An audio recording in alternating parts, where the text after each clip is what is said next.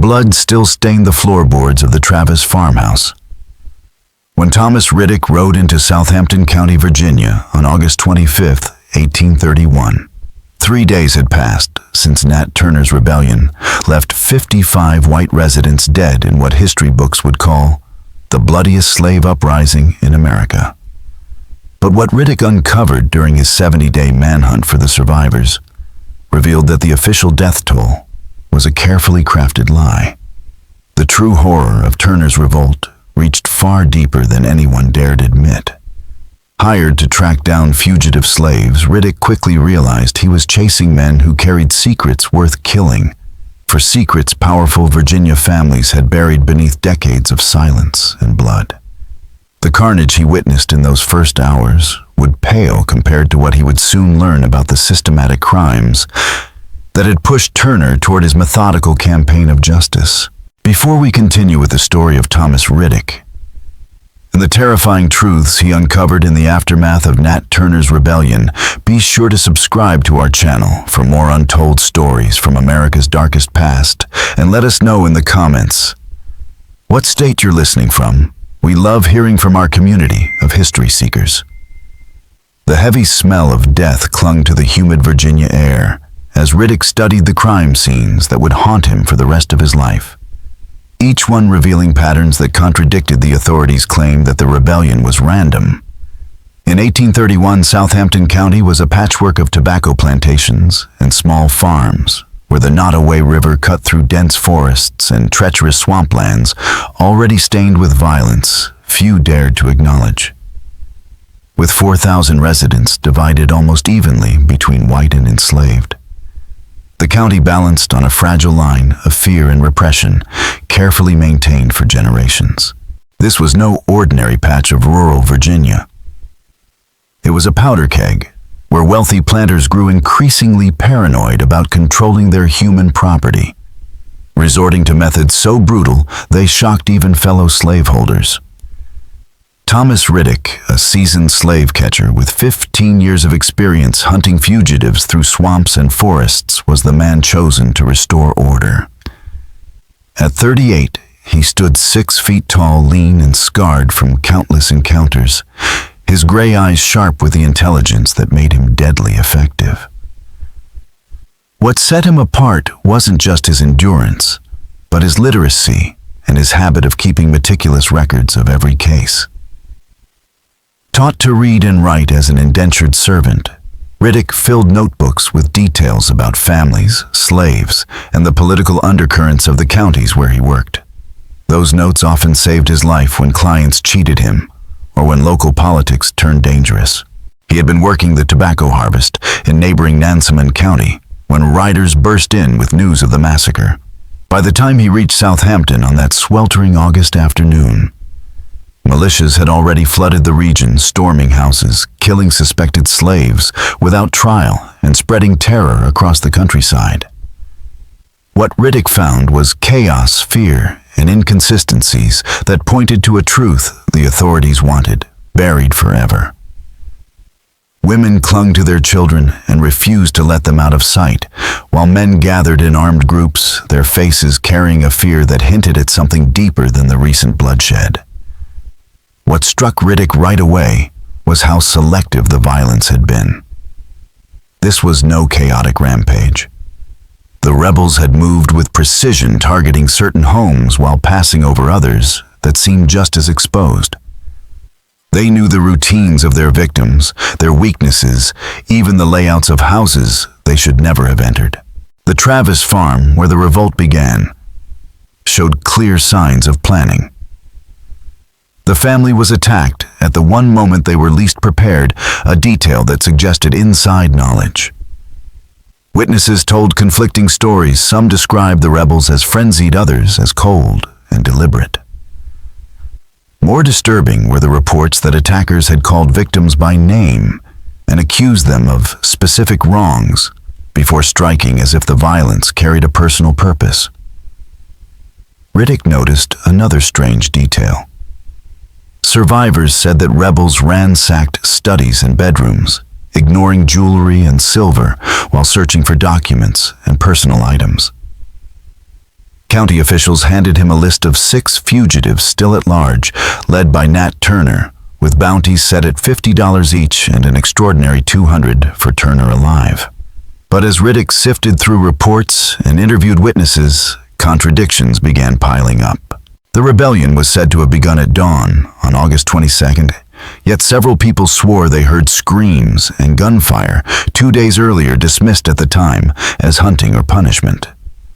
The rebels supposedly covered nearly 20 miles in a single day, attacking with military precision, but nowhere in the official reports was there mention of how untrained field slaves gained such tactical discipline. Setting up his base in Jerusalem, the county seat, Riddick couldn't shake the sense that he wasn't chasing ordinary fugitives, but stepping into a web of secrets more dangerous than anyone admitted. On his 3rd day, he went to the charred ruins of the Ree plantation, once one of Southampton's grandest tobacco farms. The house had been burned so completely that even the stone foundation was cracked by heat. Reports claimed 5 members of the Ree family had died in the flames, overwhelmed in their sleep. But as Riddick examined the site, his blood ran cold. These bodies hadn't died in fire. They had been killed first, then arranged in the house before it was torched. Burn patterns showed accelerants poured carefully to erase evidence. Belongings were scattered unnaturally, as if someone had searched for something before setting the blaze. Even more damning were bullet holes in the foundation walls, fired from the inside, proof that the family had barricaded themselves and fought back. Digging deeper, Riddick uncovered a hidden cellar beneath the ruins. Though damaged, it showed clear signs of recent use. Shackles were still bolted to the walls, scraps of cloth and human hair clinging to them, and deep scratches in the stone revealed the desperation of someone imprisoned there. The entrance was concealed so carefully that only someone with intimate knowledge of the property could have found it. That evening, while questioning neighbors near the courthouse, Riddick was approached in secret by an elderly slave named Moses, who had survived the massacre at the Ree plantation. His back bore the scars of decades of brutality, and his hands shook as he passed Riddick a small leather pouch, whispering in the hushed tone of a man who had learned that truth could cost a life. "Mr. Turner, he leave this for whoever come looking?" Moses said, glancing nervously at the patrol nearby. "Said to tell them what they done to Master Ree's girl ain't no secret no more. Said the whole county gonna know what kind of man Ree was and what happened to all them children that disappeared." Inside the pouch was a child's hair ribbon, once white, now stained brown with dried blood. A chilling sign that the violence haunting Southampton had roots far deeper than a single uprising. A torn page from a family Bible carried verses underlined in red lines about justice, vengeance, and the sins of the fathers passing down to their children. Even more unsettling was a daguerreotype of a young girl whose features bore the unmistakable stamp of the Ree family, yet also mirrored those of their enslaved workers. Her sad, knowing eyes told a story no child should ever have to carry. Studying the image by lamplight in his cramped hotel room, Riddick listened as Moses filled in the truth. The girl was indeed Ree's daughter, but not by his wife. She had been born of a crime, the result of Ree forcing himself on one of his slaves, who was barely 14. To cover his shame, Ree spread the lie that the child was fathered by another enslaved man. She lived in the main house as a servant until she began to resemble him too closely. Then one night, she vanished.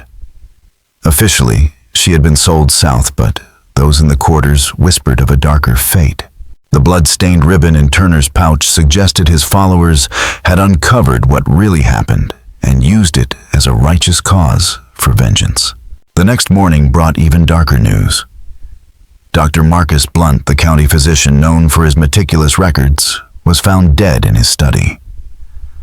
Officials called it a heart attack brought on by the strain of tending to wounded militiamen. But when Riddick arrived, before the body was removed, the scene told a different story. The doctor's hands bore defensive wounds. Furniture was overturned from a struggle. Most telling of all, the safe in the corner stood open, its lock expertly cracked. Sarah Von Blunt's longtime housekeeper and a free woman of color pulled Riddick aside, her hands trembling. She said the doctor had been working furiously, not only treating the wounded, but secretly examining bodies in ways that troubled him. He told her the official reports being sent to Richmond were lies. The true death toll was higher, and some of the dead weren't victims of the rebellion at all. They had been killed days, even weeks before Turner's uprising began. Blunt had grown terrified, muttering that someone was using the chaos to bury older, darker crimes. The night before his death, he admitted he feared for his life. Word of his death spread quickly, feeding paranoia that stretched beyond fear of Turner's men. As Riddick pressed on with his investigation, he felt eyes on him.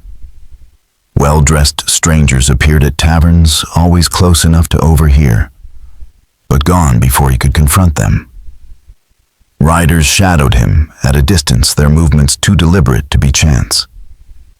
Witnesses he had planned to interview suddenly recanted or disappeared, their excuses rehearsed, their memories conveniently blank. The pattern was too clean, too professional. Riddick realized he was no longer chasing fugitives, but crossing into something far more dangerous. Powerful forces were shaping the narrative of the rebellion, erasing inconvenient truths with intimidation and silencing anyone who asked the wrong questions. Someone with wealth reach and the will to kill was determined that Southampton's darkest secrets would never see the light. The more Riddick realized he might be in danger, the more determined he became to uncover what Nat Turner and his followers had truly unearthed about Southampton's darkest secrets. Ignoring the growing atmosphere of fear, he set his sights on the Great Dismal Swamp, the vast wilderness where Turner's men were believed to be hiding. Sprawling across hundreds of square miles of Virginia and North Carolina, the swamp was a natural fortress. With its choking vegetation, twisting waterways, quicksand pits, venomous snakes, and blinding fog, it had defied lawmen and soldiers for generations. It was also legend.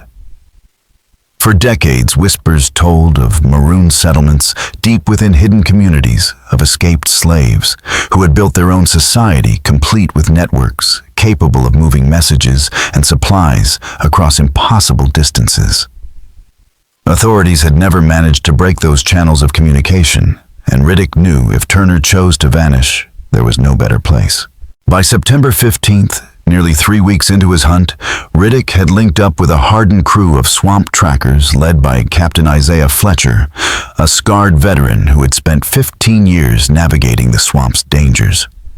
Fletcher's men knew every hidden trail, every clearing, and every family who had managed to carve out a life in the unforgiving wilderness.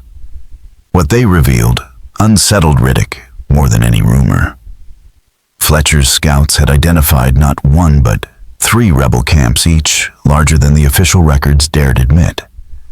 Even more troubling, these camps weren't starving, broken fugitives. They were being supplied regularly with food, ammunition, and medical aid by unseen benefactors who moved through the swamp as skillfully as the rebels themselves. "This ain't no ordinary slave uprising," Fletcher warned as they checked weapons and gear before their push into the deep swamp. "These boys got structure, they got supplies, and they got information they got no business having." Truth is, Turner ain't even the one giving the orders anymore. There's somebody else behind this, somebody who knows how to fight a war. Been planning it a lot longer than anyone's willing to admit. Fletcher also confided that in recent weeks, several prominent white families had approached him in secret, offering heavy pay for specific rebels to be brought back dead, not alive. They claimed it was vengeance for lost kin, but Fletcher recognized the fear in their eyes. These weren't grieving families, they were terrified of what their own enslaved people might say if dragged before outside authorities. And every one of these families shared the same profile: old names in Southampton, sudden wealth that had appeared under suspicious circumstances, and legacies they were desperate to protect. As Riddick listened, a chilling thought settled in. Turner's rebellion hadn't been random, nor had it been only about freedom. It was targeted retribution aimed squarely at exposing crimes that had been buried for decades. Crimes that, if dragged into the light, would shatter the reputations of Virginia's most powerful households. The men in the swamp weren't just fighting to survive. They were fighting to finish a reckoning that had been building for generations. They were protecting secrets powerful enough to rewrite the history of an entire region. As September gave way to October, the swamp grew heavier with morning mists, turning the Great Dismal into a shifting maze of shadow and silence. Riddick pressed deeper into that wilderness, closer to truths that men of influence were prepared to kill to protect. What he had thought was a manhunt now revealed itself as something much greater. Nat Turner's rebellion was not just a brief footnote of resistance. It was the climax of a long-hidden war between those who wanted the truth exposed and those determined to bury it forever.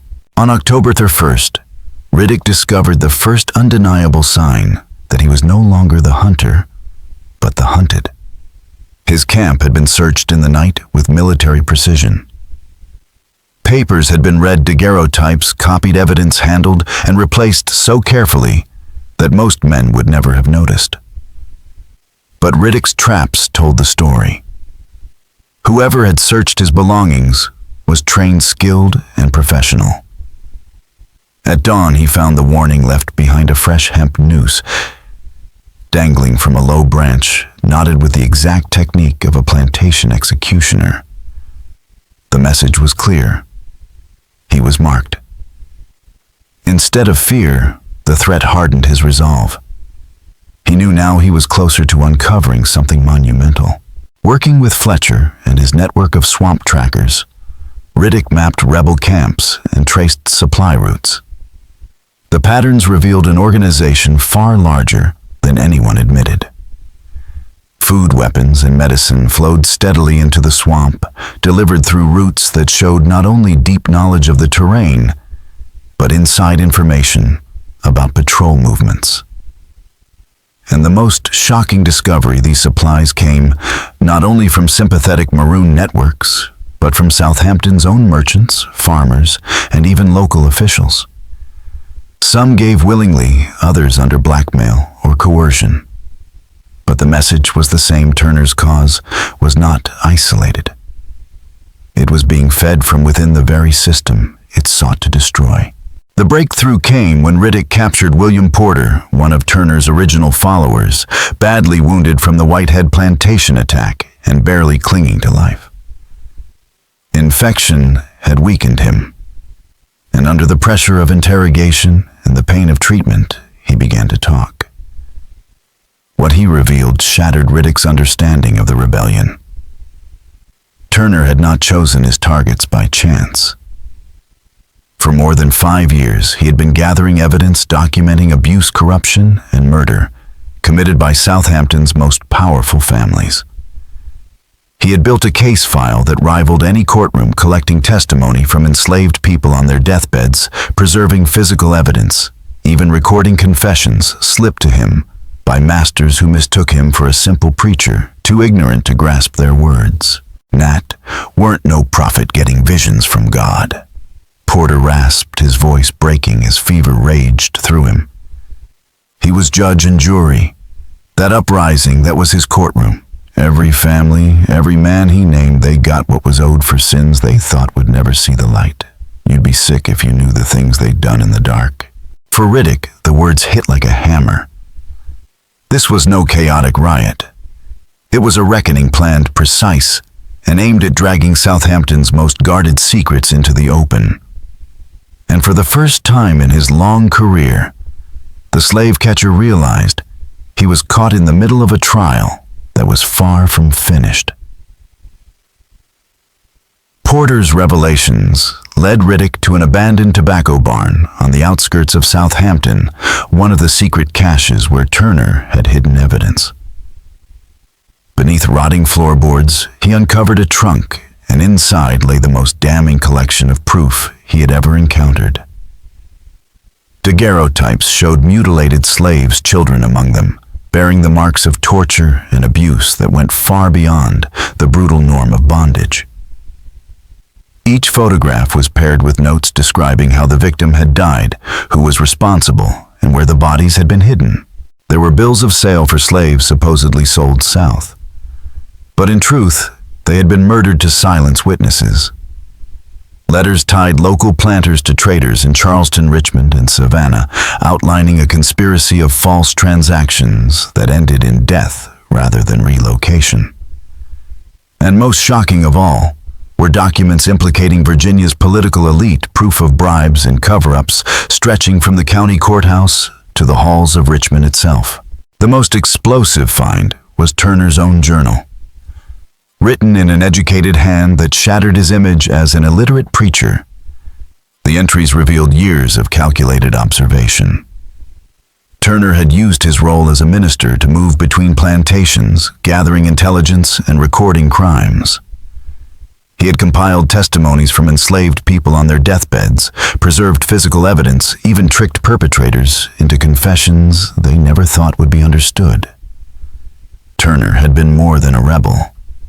He had been conducting the most thorough criminal investigation Virginia had ever seen, decades ahead of his time.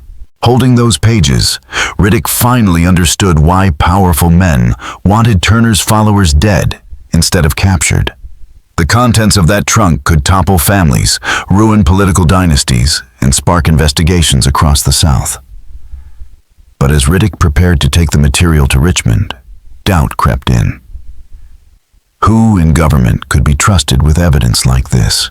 On October 20th, Sheriff James Epps, who had posed as a loyal coordinator of the manhunt, approached Riddick with unusual urgency. He insisted the evidence be cataloged before state investigators arrived, pressing for details on specific documents while showing little interest in the fugitives themselves. His questions betrayed more than curiosity. They revealed fear, inside knowledge, and an obsession with what Riddick had shared beyond the county. It was clear Epps wanted control, not justice. That night, Riddick's hotel room in Jerusalem was broken into by professionals. The lock was picked without a mark, the search was silent and precise, and valuables were untouched. The intruders had come only for the evidence, guided by someone with access to official information. Luckily, Riddick's paranoia had led him to scatter the most dangerous documents in hiding places across the county. But the message was unmistakable. Nowhere was safe. The following morning confirmed how far the conspiracy would go. Captain Isaiah Fletcher, the grizzled tracker who had guided Riddick through the swamp, was found dead. His body bore the unmistakable signs of torture, burns, cuts, shattered bones, proof that someone had tried to extract information before ending his life. His network of informants vanished overnight, leaving Riddick alone, surrounded by enemies and hunted by forces with wealth, power, and the cold efficiency of trained killers. But Nat Turner wasn't finished showing the depth of his planning. On October 25th, broadsides appeared across Southampton County, and neighboring communities printed sheets carrying excerpts from his hidden evidence. Their sudden simultaneous appearance proved that Turner had built a distribution network long before the first blow of the rebellion was struck. Someone with access to printing presses and organized channels had unleashed his proof into the open. These broadsides weren't rumors or fiery sermons. They were filled with names, dates, and verifiable accusations, murders, disguised as sales children sold or killed to conceal abuse fortunes, made through fraud and officials bribed to ignore it all. For the enslaved community, the documents were a revelation, hope written in black ink. For the planters, they were a nightmare, a mirror held up to their darkest crimes. And for the legal system, they were poison exposing corruption that reached into courthouses, pulpits, and the State House in Richmond. Panic gripped the white population, and the response was brutal. Militias scoured the countryside, not just hunting rebels, but storming homes to seize copies of Turner's accusations. Free blacks and poor whites suspected of helping circulate the papers were dragged off in chains, some threatened with charges of inciting insurrection, a crime punishable by death without the comfort of a fair trial. The ferocity of the crackdown only confirmed what Riddick already knew. Turner's evidence was true, and the powerful would kill to keep it buried.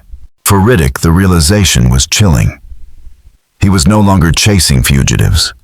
He was standing in the middle of America's first great information war, where words on paper proved more dangerous than axes or muskets. Turner and his unseen allies had weaponized knowledge, showing that truth itself could fracture a system that had seemed unbreakable. Now, every faction, rebels, planters, officials, even outsiders with hidden agendas, was fighting not just over lives, but over history itself, over what would be remembered and what would be erased. And then, just as the violence and paranoia reached a fever pitch, October 30th dawned cold and gray. Mist rolled through the great dismal swamp, twisting into ghostly shapes that blurred sound and swallowed distance. It was the kind of morning where shadows seemed alive, and every step carried the weight of unseen eyes. For Thomas Riddick, the final phase of the hunt was about to begin. And he knew now that Turner's most dangerous weapon had never been violence or even rebellion. It was the truth and the devastating power of that truth to destroy lives, families, and entire communities that had built their wealth on crimes too monstrous to remain hidden forever. After 70 days, what began as a manhunt had become something closer to a crusade. Thomas Riddick finally closed in on Nat Turner's last refuge, a crude but brilliant shelter woven into the root system of a fallen oak, camouflaged so perfectly that he would have walked past it had his final informant not guided him there. A young slave worn down by fear and desperate for the nightmare to end had given him the lead. But when Riddick peered into that hidden sanctuary, what he saw turned his understanding of the rebellion inside out. Turner was not alone. Sitting beside him, calmly engaged in conversation over a spread of documents, was Judge Samuel Rochelle, one of Southampton County's most respected magistrates, heir to one of the county's oldest families. At first, Riddick thought Turner had taken him hostage, a bargaining chip for safe passage. Yet as he watched concealed in the underbrush, the truth emerged. They weren't captor and captive. They were partners, collaborators. Two men who had been working together for years to orchestrate not only the rebellion, but the exposure of crimes buried deep in Southampton's soil. When Riddick stepped into view, rifle leveled, Turner greeted him as though expected. "Mr. Riddick," he said evenly, his voice carrying a strange calm. "Judge Rochelle has been telling me about your investigation, how close you've come to understanding what we've done here. We wondered when you'd finally find your way to us." As Riddick kept his sights trained, torn between instinct and the creeping sense he was standing inside something larger than himself, Rochelle began to speak. His words were heavy not just with grief, but with a fury that had been caged for years. "My daughter Sarah," he said, his voice steady but burning. "She uncovered what the Hendersons were doing to their slave children in that hidden basement. She was ready to bring charges to expose them. They made sure she never lived to see it. Said it was an accident, a fall from her horse along the river road. But I knew they murdered her to keep their secret." Turner reached into a leather satchel and laid out the final blow, a trove of documents more damning than anything Riddick had yet uncovered. Pages that proved beyond doubt the existence of a conspiracy among Southampton's most powerful families. Men who had built their fortunes not only on slavery, but on murder, fraud, and crimes so monstrous they had silenced generations. And with Rochelle's knowledge of the law and Turner's relentless gathering of testimony and evidence, the rebellion had become more than an uprising. It was an indictment, a trial written in blood and ink. The conspiracy Turner and Judge Rochelle revealed was larger and darker than anything Riddick had imagined. It wasn't just a handful of cruel planters. It was sheriffs, judges, doctors, ministers, even state officials, all bound together in a pact of silence. Each family held secrets about the others, creating a web of blackmail that made exposure impossible without dragging them all down. For decades, they had turned enslaved men, women, and children into victims of depravity so extreme it defied comprehension. Their crimes were erased through staged accidents, false bills of sale, and disappearances explained away as runaways. But Turner had broken that silence. Through meticulous documentation, testimony, and evidence preserved at great personal risk, he had given the dead and forgotten a voice. The rebellion, far from being a chaotic eruption of rage, was a precise act of retribution, an execution of justice against the families most deeply enmeshed in the conspiracy. We knew it would fail, Turner said quietly, his voice steady, almost resigned. No slave revolt has ever brought lasting freedom. But 55 dead chosen, carefully struck in a pattern that could not be dismissed as random violence that would force questions. From Richmond, from Washington, from newspapers across the country, even from Europe. Questions that would lead to the evidence. Questions that would expose them all. Judge Rochelle explained how he had used his position to ensure the survival of Turner's work. Copies of the evidence had already been sent to sympathetic judges' abolitionist papers in Philadelphia and Boston, even federal investigators with reputations for uncovering corruption. The rebellion was not only an uprising, it was a strategy to force the truth into daylight, to make concealment impossible. As Riddick listened, the killings of Dr. Blunt and Captain Fletcher snapped into place. They hadn't been isolated acts of vengeance. They had been precision strikes, eliminations carried out to keep the conspiracy safe. Turner's cache of evidence wasn't just dangerous, it was explosive enough to topple Virginia's government, shatter fortunes, and draw federal power into the South in ways that could shift the balance of the entire nation. Then Turner placed the final piece in Riddick's hands, a document written in his own careful script. It wasn't only a confession. It was a map. Names, dates, crimes, the full organizational structure of the network, and the locations of additional caches scattered across Virginia and beyond. It was, Riddick realized, the most complete criminal case ever assembled in American history. And it was also a death warrant. Anyone who carried it forward would be hunted until silenced. Turner's eyes locked on him, calm, steady, unblinking.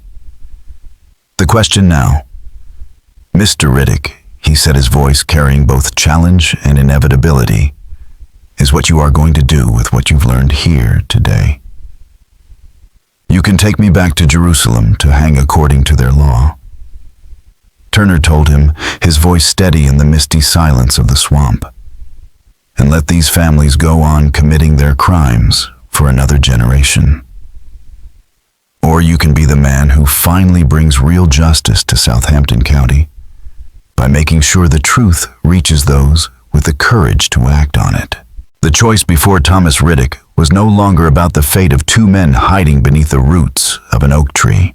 It was about whether decades of murder, abuse, and corruption would remain buried beneath official lies, or whether the truth would finally see daylight, no matter the cost. According to the reports filed in Richmond and printed in newspapers across the country, history was simple. Thomas Riddick captured Nat Turner after a violent struggle delivered him to Jerusalem and saw him hanged on November 11, 1831, before a crowd of hundreds. Justice, the public was told, had been served. The rebellion was over. Order restored. But the truth, as Riddick later recorded in his private journal, was far more complex. Turner did face consequences, but not at the end of a rope. Working with Judge Rochelle, Riddick arranged for Turner's secret removal to Philadelphia. There, hidden among abolitionists, Turner lived out his days, providing testimony to federal investigators and helping build the networks that would later become the Underground Railroad. The man hanged in Jerusalem was William Porter, Turner's wounded follower who had volunteered to take his leader's place. Few in Southampton had ever seen Turner clearly, and those who could identify him were dead, complicit, or sympathetic. Porter bore enough resemblance to make the substitution believable, especially to authorities eager for closure. His sacrifice bought freedom for his wife and children in Pennsylvania, and gave Turner the chance to continue the fight through truth rather than violence. Behind the scenes, Riddick used his reputation as a loyal slave catcher to smuggle Turner's archive of evidence to federal investigators in Washington. The case took years, but it spread like cracks through the foundation of Virginia's power. Prominent families fell, fortunes collapsed. Corruption networks unraveled across state lines. Some fled the country, others were bankrupted or imprisoned. And for the first time, crimes committed against the enslaved had been dragged into the light of federal law. Southampton County was never the same. The exposure shook its social order and rippled into the growing national debate about slavery, fueling arguments that the institution itself was not only immoral, but irredeemably corrupt. Judge Rochelle served quietly for several more years, guarding the documents that had nearly cost him his life. Turner's name became legend, his execution remembered as a moment of order, restored while in secret. His pen and his words proved far more dangerous than his blade ever had. The rebellion that began in August 1831 was not just an uprising. It was an indictment. And in the shadows of the Great Dismal Swamp, Thomas Riddick made a choice that changed history. Not the history written in newspapers, but the history that lived on in whispers, records, and the quiet, relentless march of truth. Judge Rochelle quietly used his position to begin planting the seeds of reform. He worked to establish precedents that offered limited protections for enslaved people who reported crimes, small steps that faced fierce resistance, but would over decades evolve into meaningful changes. His efforts, though fragile at the time, helped lay the groundwork for the slow erosion of slavery's cruelties. The Great Dismal Swamp itself became more than a refuge. It became a symbol. To the enslaved, it was proof that resistance was possible, that there were places where freedom could be carved out, even in the shadow of bondage. Stories of Turner's rebellion spread through whispered songs and coded messages along the Underground Railroad. Embellished, mythologized, but never stripped of their core truth, they reminded those in chains that justice, however fleeting, was not beyond reach. Perhaps the most profound impact came not in Southampton, but across the nation. The evidence Turner and Rochelle had preserved eventually found its way into abolitionist newspapers, where it was published in painstaking detail. For the first time, the North was presented not with abstractions, but with hard-proof documents, testimonies, and accounts that laid bare how slavery bred corruption, abuse, and depravity at every level of society. These revelations shifted the national conversation. Slavery was no longer debated only in terms of economics or states' rights. It was framed as a moral cancer incompatible with civilization itself. As for Thomas Riddick, he never spoke publicly of what he had seen. To the world, he remained the loyal slave catcher who had captured Nat Turner and delivered him to justice. He retired soon after leaving Virginia behind, settling in Ohio on a small farm where he lived out his days in quiet obscurity. He died in 1867, his neighbors never knowing the role he had played in one of the darkest and most complex chapters of American history. But years later, among his descendants, his journals were found.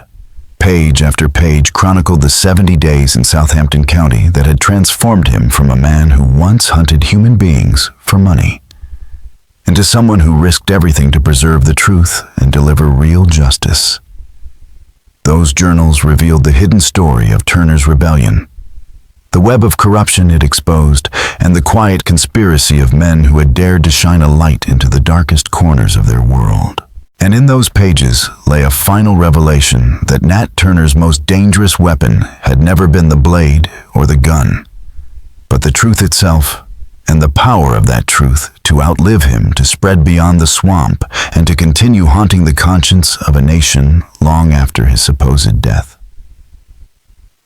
The final entry in Riddick's journal, written on November 12, 1831, just one day after Nat Turner's supposed execution, captures the moral complexity of what had been accomplished. Justice delayed is not always justice denied. And sometimes the most important victories are the ones that remain hidden. What we did in Southampton will not change everything. But it proved that, even in the darkest places, truth can survive, and someday it will find its way to the light. The legacy of Turner's rebellion and Riddick's secret investigation reached further than either man could have imagined. The documents they preserved, the networks they established, and the precedents they set planted seeds that helped fuel the abolitionist movement, seeds that would eventually grow into the Civil War and the destruction of slavery itself. More immediately, their work proved a truth that still resonates today, that individual courage, when combined with moral clarity, can challenge even the most entrenched systems of power. Nat Turner's rebellion is often remembered as a brutal uprising, crushed by swift retribution.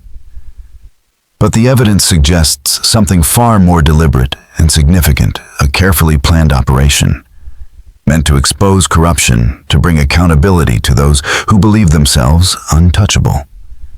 It forces us to confront an uncomfortable truth: history is never as simple as the official record claims. Southampton County in 1831 wasn't just about slavery and rebellion.